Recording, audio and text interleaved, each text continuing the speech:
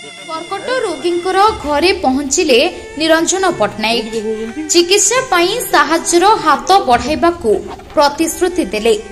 भद्रक जिला बंत ब्लॉक गणिजांग पंचायत काशीपुर स्वर्गत विनोद जेनांकर पत्नी रंभामणि जेना आजको प्राय 1 वर्ष हेब मुख कर्कट रोगरे पीड़ित होइछन्ते।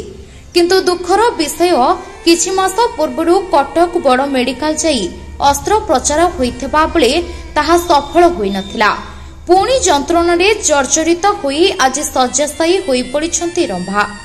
परिवार आर्थिक परिस्थिति भल नथिबा बेले पुओ मूल लागे 5 कुटुंब पोषण करुछन्ती, जहा फलरे तांको पाखरे चिकित्सा निमंते अर्थ जोगाड़ संभवपर होई नाही बोली परिवार लोके आकुल निवेदन करथिले। एई खबर विभिन्न डिजिटल मीडिया रे प्रसारित हेबा परे कर्कट रोगींकर घरे पहुंचिथिले निरंजन पट्टनायक। चिकित्सा पाई साहाय्यर हाथ बढ़ाइबाकू प्रतिश्रुति देथिले। भद्रकरू रमेश चंद्र पतिक रिपोर्ट संभव टाइम्स।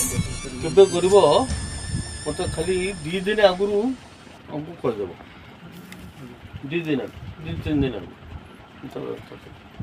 अरे सोमवार में पड़ सर जबे करबो मैं जेबे तो आगुरु कह दो। आज तो की बार हैला धर सोमवार जीव शनिवार कहबो कि मंगलवार माँगर कैंसर होता किछि दिन पूर्व आम गणमास साहाय्य करने अनुरोध करूँ। आज आसी निरंजन पट्टनायक आम घर आसी माँ को देखा कर कहले जे मेडिकल नहीं चलु जहाँ खर्च हम मु वहन करमी अशेष अशेष धन्यवाद दूचे। जहाँ सी आसी आम घर पहुँचिक आम दुख बुझी जदि आमको अन्य लोक आशा अच्छी जे निरंजन सार आमको सबुदिन सहयोग करूँ। भाई भौणी मान अनुरोध से मैंने किसी साहाय्य करूँ माँ को। माँ भले ना घर हस खुशी भरीज। आम तो गरीब लोक धार कर्ज कर माँ को चिकित्सा करूँ। आपण को साहाय्य मिलू माँ को मोर भल करदेवी।